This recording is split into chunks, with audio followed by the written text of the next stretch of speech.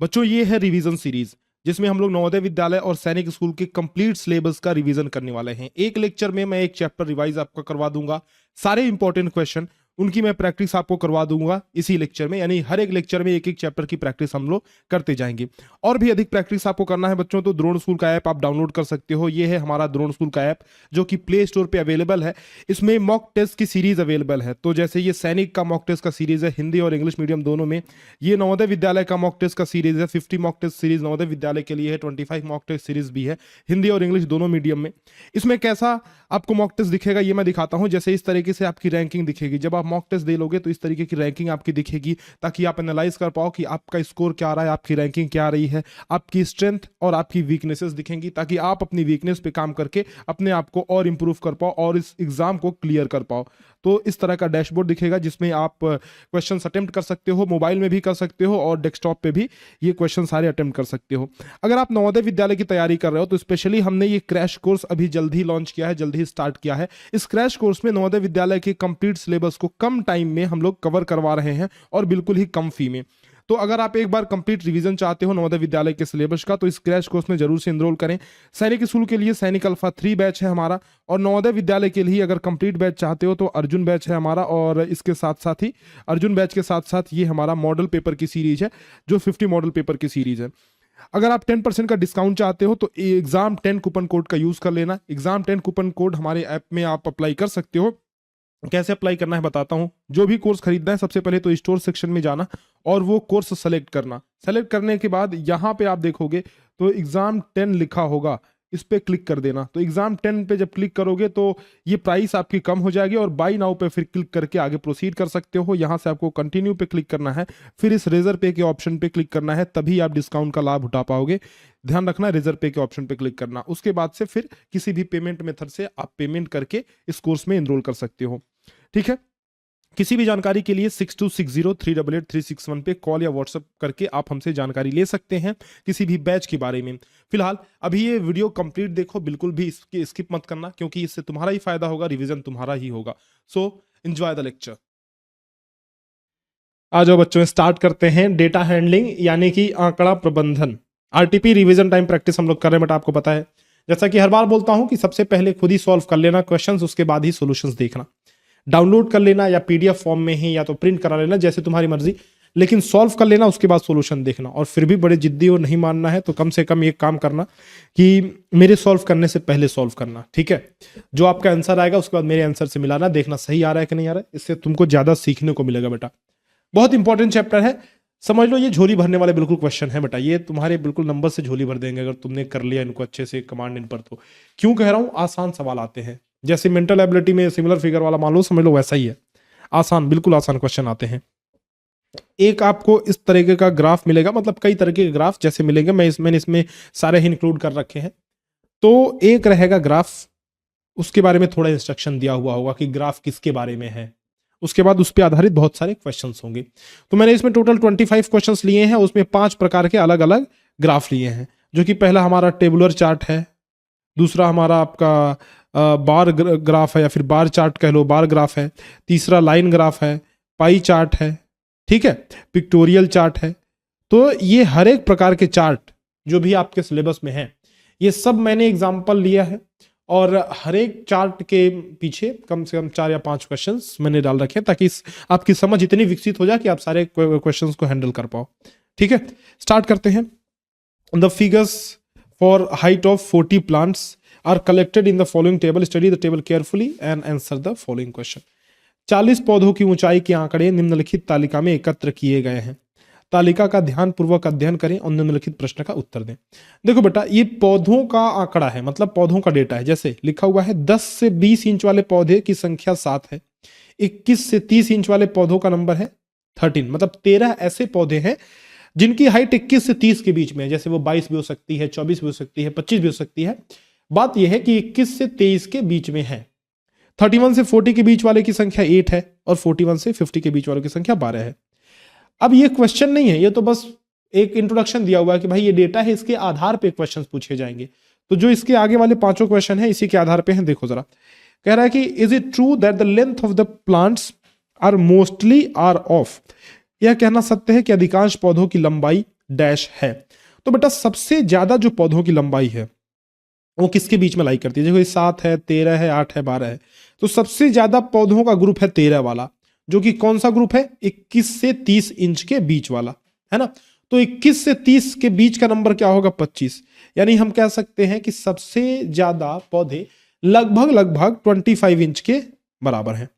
इन दोनों के बीच का निकालेंगे, 21 और 30 के बीच का 25, तो लगभग लगभग 25 इंच के बराबर है। वही सवाल कर रहा है। ये पहला ही सवाल मैंने तुमको हार्ड दे दिया, लेकिन डरना नहीं है बेटा, ये हार्डेस्ट लेवल का क्वेश्चन है, मतलब इससे हार्ड नहीं आएगा। ये पहला ही सवाल हार्ड दे दिया, बाकी ठीक है। अब देखो अगले सवाल कैसे आसान आसान क्वेश्चन आते हैं वो देखो। सबसे छोटे पौधे की लंबाई याद करो। फाइंड द हाईएस्ट हाइट, ठीक है, मैंने सोचा हाईएस्ट है। Find the height of the smallest plant. अब देखो बेटा, जो पौधों की लंबाई है वो सबसे छोटा तो 10 है, यानी कि 10 से 20 इंच का पौधा, फिर लास्ट है 41 से 50, यानी सबसे छोटा पौधा 10 इंच का है और सबसे बड़ा पौधा 50 इंच का है। तो 10 इंच हमारा आंसर हो जाएगा बी। और सबसे बड़ा पूछेगा तो 50। Find the height of the tallest plant. देखो ये छोटा कह रहा था, ये बड़ा वाला, तो बड़ा वाला 50 हो गया, अभी मैंने दिखाया आपको। नेक्स्ट सवाल देखो।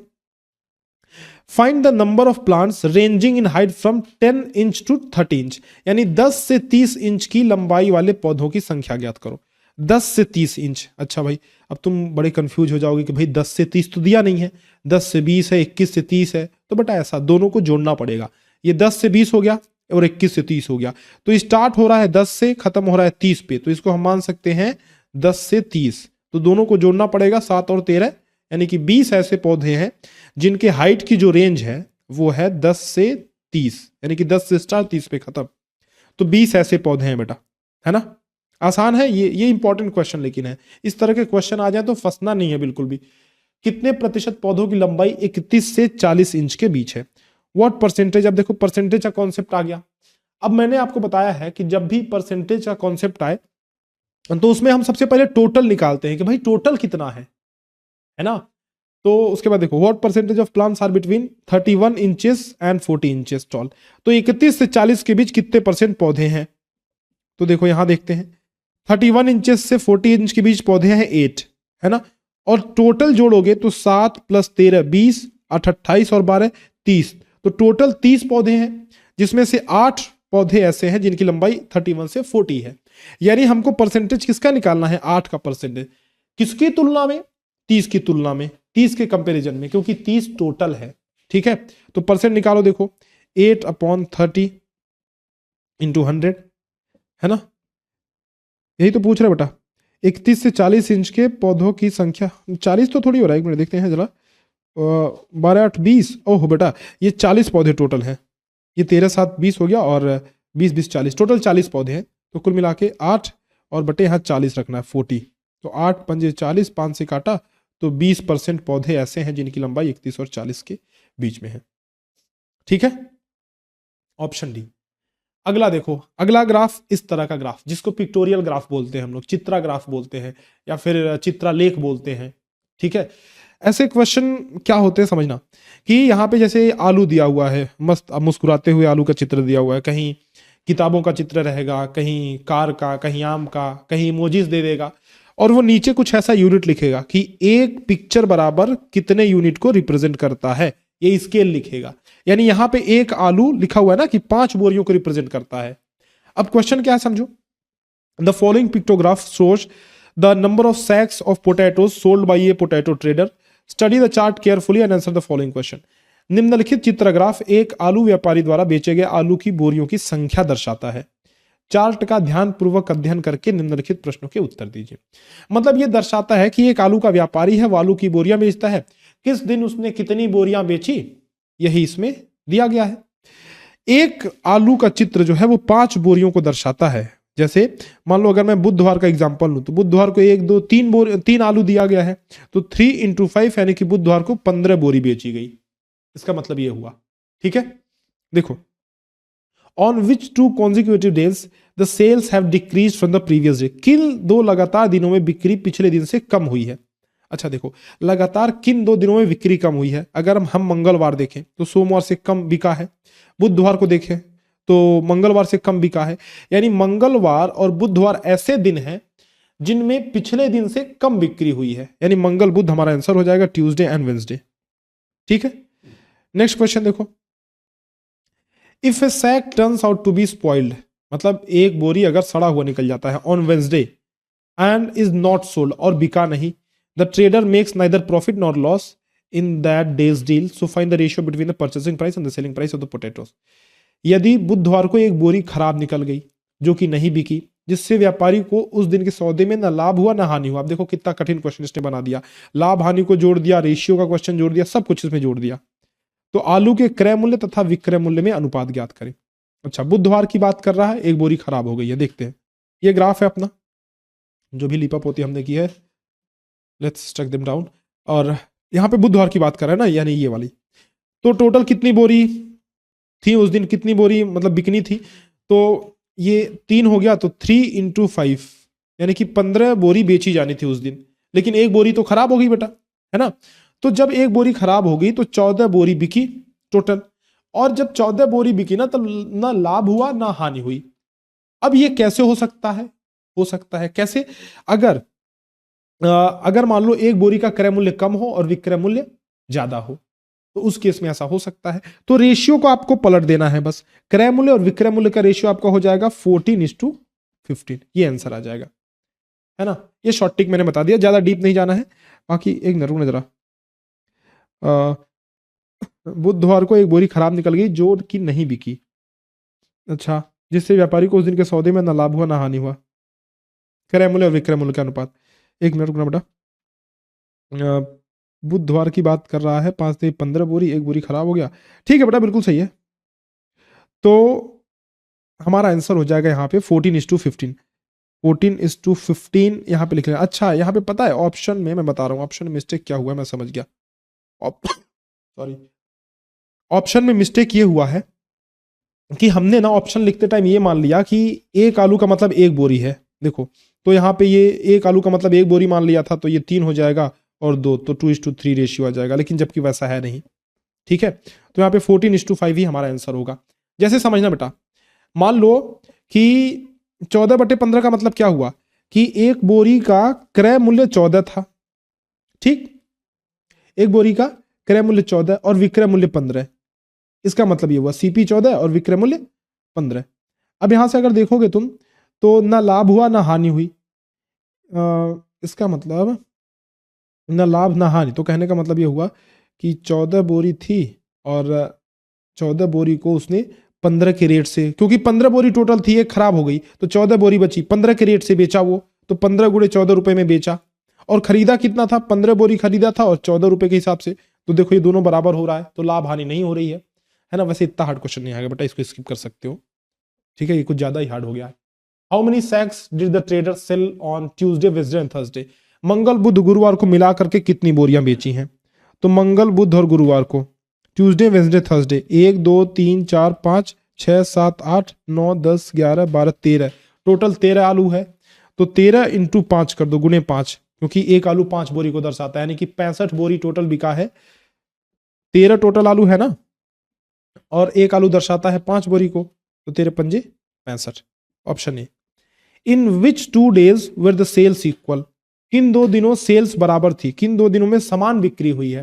तो देखो भाई, समान आलू के चित्र कहाँ हैं? जहां भी समान आलू के चित्र रहेंगे उन 2 दिनों समान बिक्री हुई होगी। देखो समझना, ये आपका ट्यूसडे हो गया, 1 2 3 4 5 है, ये थर्सडे हो गया, 1 2 3 4 5 है, दोनों दिन इक्वल है, यानी कि ट्यूसडे एंड थर्सडे, मंगलवार और गुरुवार, इन दोनों दिन को इक्वल बिक्री हुई है, मंगलवार और गुरुवार, ऑप्शन ए, ठीक है बेटा। चलो जी, बहुत बढ़िया। अब हम चलते हैं अगले सवाल पे। On an average how many bags does the trader sell in a day? कह रहा है एक दिन में व्यापारी औसतन कितनी बोरियां बेचता है। अच्छा, 4 दिनों का ये डेटा दिया हुआ है बेटा, तो टोटल डेटा मिला करके, यानी कि टोटल बिक्री मिला करके अगर देखा जाए तो कितना है? 1 2 3 4 5 6 7 8 9 10 11 12 13 14 15 16 17 18 19 20, तो टोटल 20 है ना, × 5, यानी कि टोटल 100 बोरी है, और 100 बोरी को बेचा गया है 4 दिन में। तो एवरेज निकालने के लिए क्या करेंगे बताओ? एवरेज निकालने के लिए 100/4 कर देंगे, यानी कि एक दिन में 25 बोरी वो बेचता है। एवरेज बराबर क्या होता है बेटा? Average is equal to sum upon number, यानी कि योग बटे संख्या। तो टोटल 200 बोरी है, 100 बोरी है टोटल, और 100 बोरी का मतलब ये हो गया कि 4 दिनों में बेचा जा रहा है, तो 100 बटा 4 यानी कि 25 एवरेज एक दिन में बेचा जा रहा है 25 बोरी। फिर वही गलती यहां पे हुआ है, देखो कि वही बोरियों की संख्या से गुणा नहीं किया गया है, तो यहां पे हर जगह गुणा करके ऑप्शन में लिख दे रहा हूं बेटा, रुक जाओ। तो ये हो जाएगा 35 और ये 20, ये 40 और ये 25, तो ऑप्शन डी करेक्ट हो जाएगा, है ना। यहाँ भी ऑप्शन करेक्ट कर लेना इस हिसाब से, क्योंकि वही बोरियों की संख्या से गुणा नहीं किया गया है, डायरेक्ट इसको गिन करके फिर लगा दिया गया सवाल, इसलिए ऑप्शन में ऐसा है। बाकी आंसर आपका आएगा 25।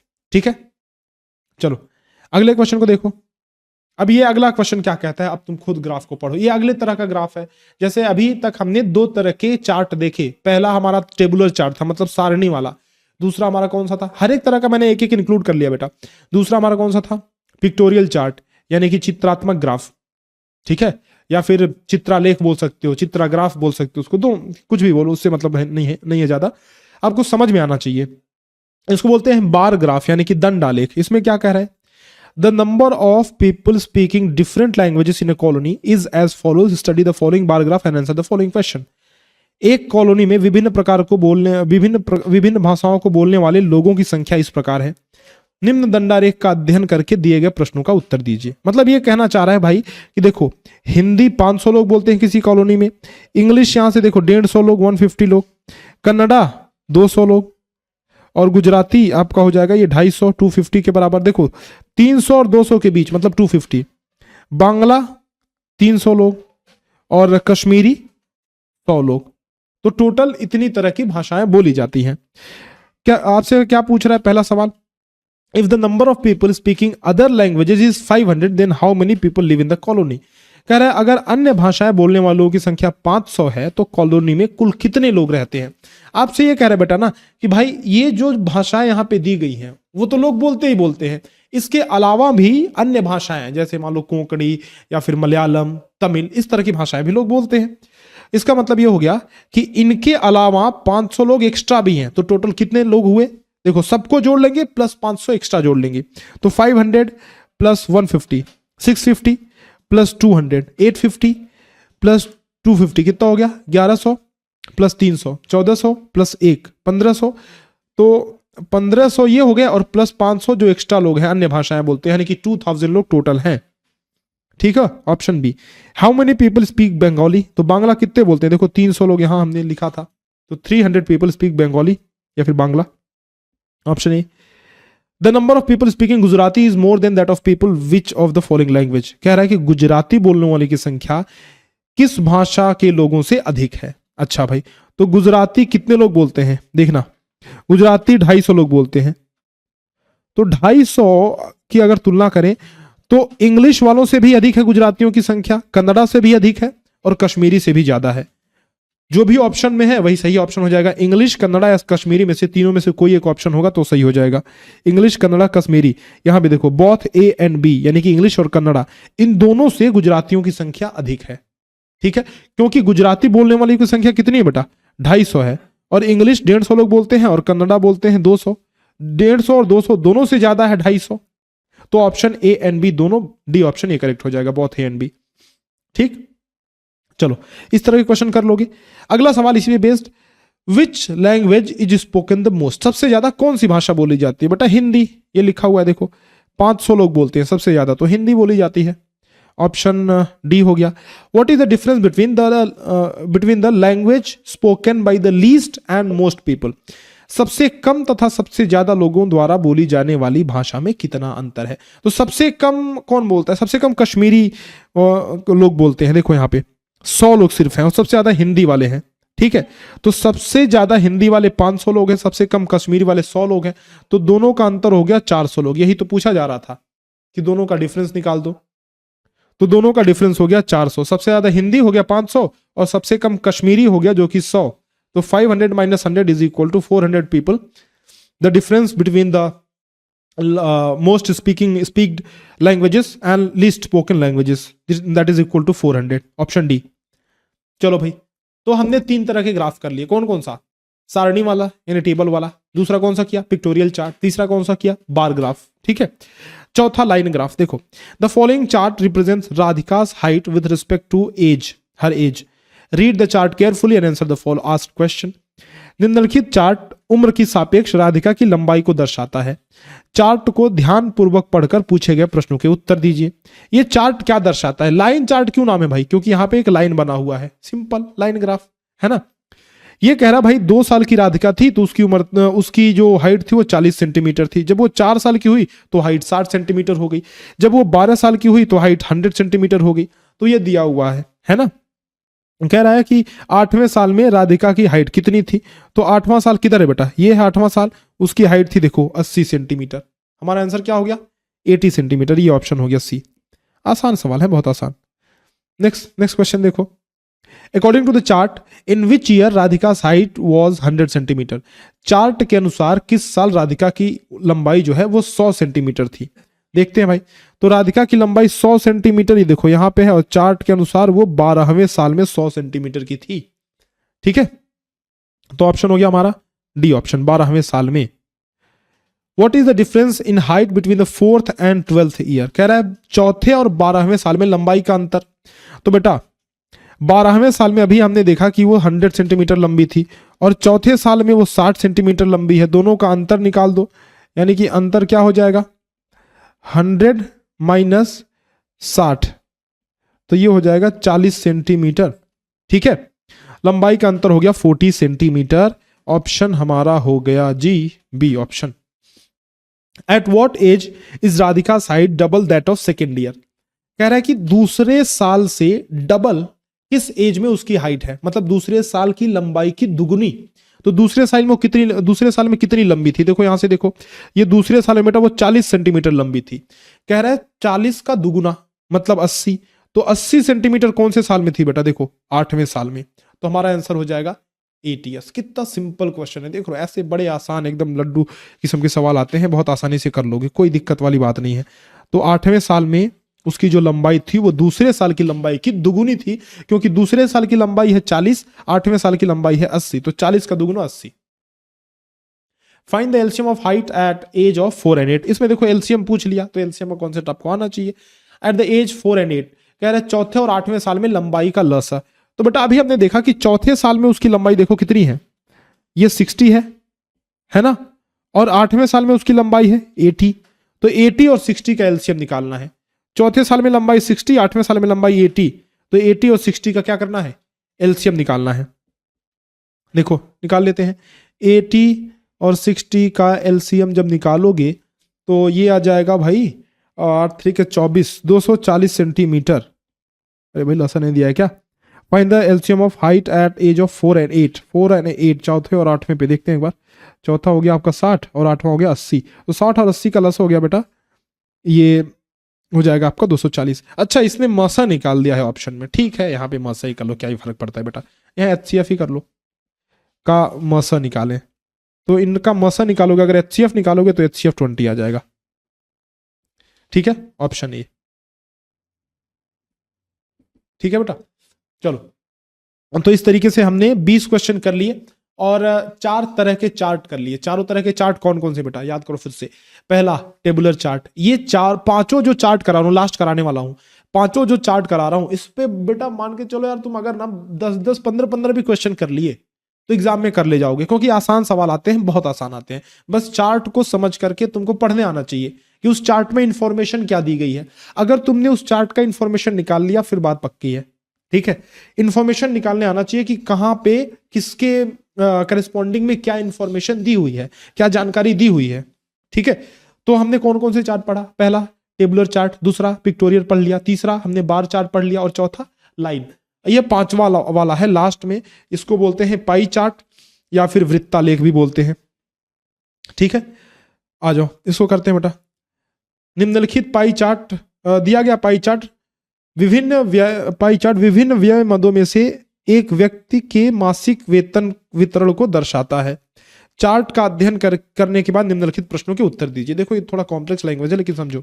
Given pie chart shows the monthly salary distribution of a person over different expense heads. Answer the following question after studying the chart. देखो भाई सीधी सी बात है कि एक व्यक्ति की एक कमाई है, एक महीने में वो इतना कमाता है, ये पूरा 360 डिग्री मतलब ये पूरा जो भी है ना वो इतना कमाता है, जिसमें से 24% सेविंग करता है, बचाता है, आने जाने पे यानी कि ट्रैवलिंग पे खर्चा करता है 10%, शॉपिंग पे मतलब बाजार करने में 12% खर्चा करता है, ग्रोसरी पे 18% खर्चा करता है, रेंट पे 16% खर्चा करता है, और मनोरंजन पे यानी एंटरटेनमेंट पे 20% का खर्चा करता है। ठीक है, तो ये पूरा उसके एक्सपेंस का डिस्ट्रीब्यूशन है कि वो किस तरीके से एक्सपेंस करता है, किस तरीके से खर्चे वो कर रहा है। सबसे ज्यादा देखो मनोरंजन, बचत मतलब सबसे ज्यादा कर रहा है, उसके बाद मनोरंजन 20% ज्यादा मतलब खर्चा कर रहा है। इसी पे आपसे सवाल पूछे जाएंगे। ठीक है, कह रहा है for a person whose monthly salary is 10,000 per month, how many items are there on which he spends more than 1,500 per month. कह रहा है एक ऐसा व्यक्ति जिसकी मंथली सैलरी 10,000 रुपए है, तो ऐसे कितने आइटम हैं जिस पे उसने 1,500 से ज्यादा खर्चा किया है। अब देखो अगर 1,500 की मैं बात करूं बेटा, तो 1,500 अगर का खर्चा कह रहा है और 10,000 उसकी सैलरी है, तो 1,500 कितना परसेंट हुआ 10,000 का, बोलो। 1,500 बटा 10,000 गुना 100 करेंगे, 0000 उड़ गया, खत्म, यानी कि 15%। तो कहने का मतलब ये है, ये पूछना ये चाह रहा है बेटा, ये कौन से ऐसे खर्चे हैं जिसपे उसने 15% से ज्यादा खर्चा किया है। तो भाई ये तो 10% नहीं आपका ये चारों खर्चे हो गए। सेविंग मतलब ये भी एक तरह का मतलब एक खर्चा नहीं है, लेकिन एक तरह का ये उसके सैलरी का हिस्सा है ना। तो ये 1 हो गया, ये 2 हो गया, ये 3 हो गया, ये 4 हो गया। तो 4 ऐसी चीजें हैं जो 15% से ज्यादा है ना। तो ऑप्शन हो जाएगा हमारा बी। ठीक है, next, the annual saving for a person having salary 20,000 per month will be. तो देखो कोई भी व्यक्ति 24% बचा रहा है और 20,000 सैलरी है, तो एनुअल सेविंग पूछ रहा है बेटा। लेकिन देखो यहां पे गड़बड़ मत कर देना, ये जो एक मिनट, ये जो इसका वेतन है वो प्रति माह का वेतन है ना। 24% बचा रहा है, अब से सेविंग की बात कर रहे हैं ना, तो 20,000 का 24% कितना होगा, 24 बटा 100। एक मिनट मैं अच्छे से लिख देता हूं, तो ये होगा 20,000 का 24 बटे 100। यहां से देखो 00 से 00 गया बिल्कुल सही। 24 दूना 48, यानी कि 4800 रुपए पर मंथ बचा रहा है। और इसने वही देखो ऑप्शन में थोड़ा गड़बड़ हो गया, ये ऑप्शन में उसके हिसाब से दे दिया है, मंथ के हिसाब से दे दिया है, जबकि क्वेश्चन बड़ा शानदार पूछा है इसने बेटा।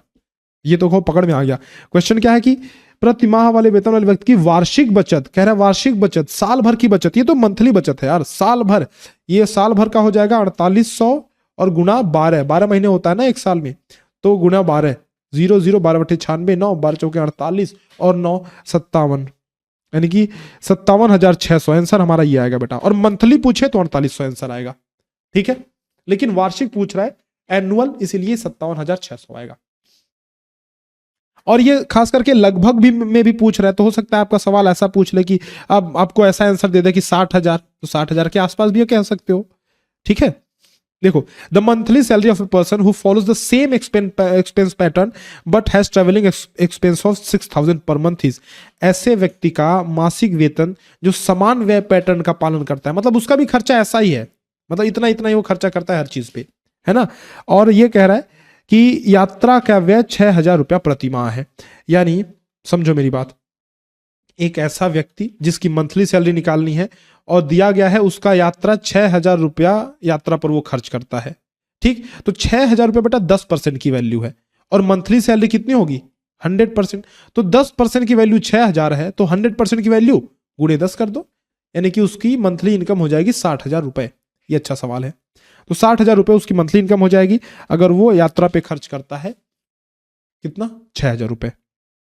नेक्स्ट आ जाओ, 2 मोर क्वेश्चन बेटा। इसमें थोड़े मैंने ज्यादा हार्ड क्वेश्चन डाल दिया है ना लास्ट वाले में, बाकी सब ठीक है, इतने हार्ड क्वेश्चन नहीं आएंगे। बस ये मैं थोड़ा सा ज्यादा मैंने कहा ना, थोड़ा हार्ड क्वेश्चन में लेके चलता हूँ ताकि तुम्हारी बढ़िया से कम प्रैक्टिस हो जाए। वरना इन क्वेश्चन में है ही क्या बेटा, दम नहीं है कुछ क्वेश्चन में। लेकिन अगर एक आध क्वेश्चन आ जाएगा उसी पे सिलेक्शन होता है। अगर एक आध कठिन क्वेश्चन आ गया मान लो इस पे, और बच्चे नहीं कर पाए, आसान वाले तो सारे ही कर लेंगे, इजी तो सारे ही कर लेंगे, लेकिन तुम्हें एक्स्ट्रा एज कहाँ से मिलेगा? तुम्हें बेटा, तुम्हें यहाँ पर एक एक्स्ट्रा एज मिल जाएगा, मतलब तुमको ना तुम्हारा फायदा हो जाएगा यहाँ पे। अगर अच्छे क्वेश्चंस आ गए तो तुम कर लोगे। The percentage of money spend on shopping and ration is equal to which of the 2 items expenses. Ration मतलब वही खाने पे जो खर्च हो रहा है, तो राशन है क्या इसमें, राशन में, हाँ राशन मतलब वही ग्रोसरी बेटा, ये ग्रोसरी राशन एक ही बात है। ठीक है, तो आपसे कह रहे हैं खरीदारी और राशन पर खर्च किए गए धन का प्रतिशत व्यय की अन्य प्रतिशत व्यय की अन्य किन दो वस्तुओं के बराबर है। यहाँ पे यार ये हिंदी थोड़ा गड़बड़ा है। खरीदारी और राशन पर खर्च किए गए धन का प्रतिशत व्यय किन होना चाहिए, यहाँ पे किन व्यय अन्य किन दो वस्तुओं के बराबर है। यहाँ पे ये नहीं होना चाहिए बेटा, ये की फालतू में दिया हुआ है, यहाँ पे करेक्शन है थोड़ा। ठीक है, छोटी मोटी चीजें चलती हैं, ग्रामेटिकल मिस्टेक। तो आपसे क्या कह रहे हैं, खरीदारी और राशन पे सबसे पहले देखते हैं बेटा कितना खर्चा हो रहा है। तो खरीदारी पे यानी 12% और राशन पे 18%, दोनों मिला करके बोलो, दोनों मिला करके है 30%। खरीदारी और राशन पे दोनों मिला 30% हो रहा है। और आपसे क्वेश्चन क्या पूछा इसने, क्वेश्चन ये पूछा कि किन अन्य दो वस्तुओं के बराबर है, यानी 30% और किन दोनों के बराबर है बेटा। तो देखो, और अगर आप देखोगे तो यात्रा और मनोरंजन मिला के भी 30 हो रहा है, यानी हमारा आंसर क्या हो जाएगा, 30% के बराबर यात्रा और मनोरंजन भी है, यानी 10% और 20%। तो यात्रा और मनोरंजन हमारा सही आंसर हो जाएगा। ठीक है, यात्रा तथा मनोरंजन, ऑप्शन सी। चलो अगला क्वेश्चन देखो, the angle made at the centre of the pie chart by the sector representing the expense on entertainment.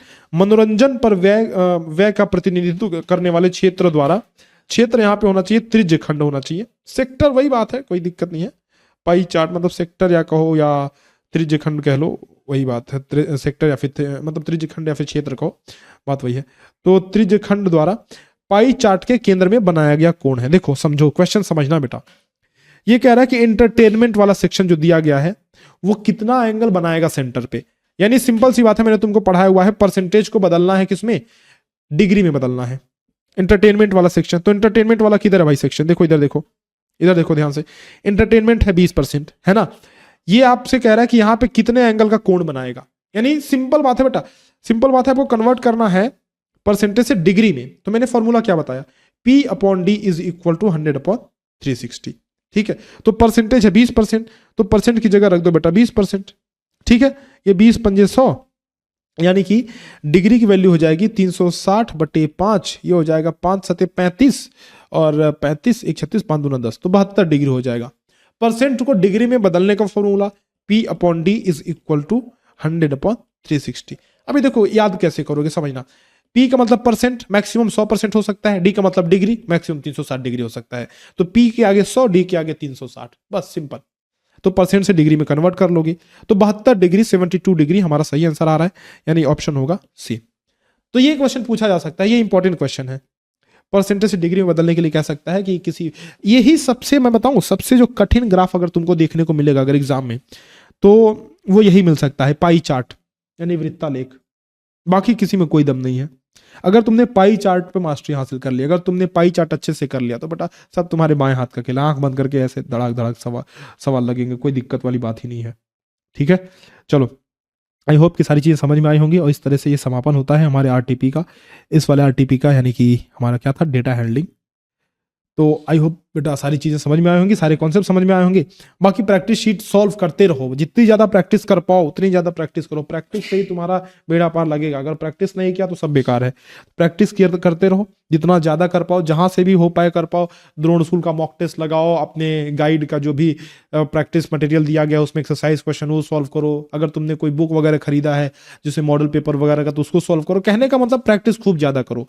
Previous year के क्वेश्चन देखो। वैसे अब नए नए चैप्टर्स जोड़े गए हैं तो फिर प्रीवियस ईयर का कोई इतना भी सेंस नहीं बनता, लेकिन पुराने चैप्टर्स को देख सकते हो। देखना तो है प्रीवियस ईयर, लेकिन मैं कहना यह चाह रहा हूं कि नए चैप्टर्स को एक्स्ट्रा अलग से पढ़ना है। पुराने चैप्टर्स तो देखने ही देखने हैं, नए चैप्टर को एक्स्ट्रा भी पढ़ना है, ज्यादा पढ़ना है। ठीक है, चलो बेटा फिर मिलते हैं आपसे नेक्स्ट लेक्चर में, तब तक के लिए अलविदा, धन्यवाद, जय हिंद।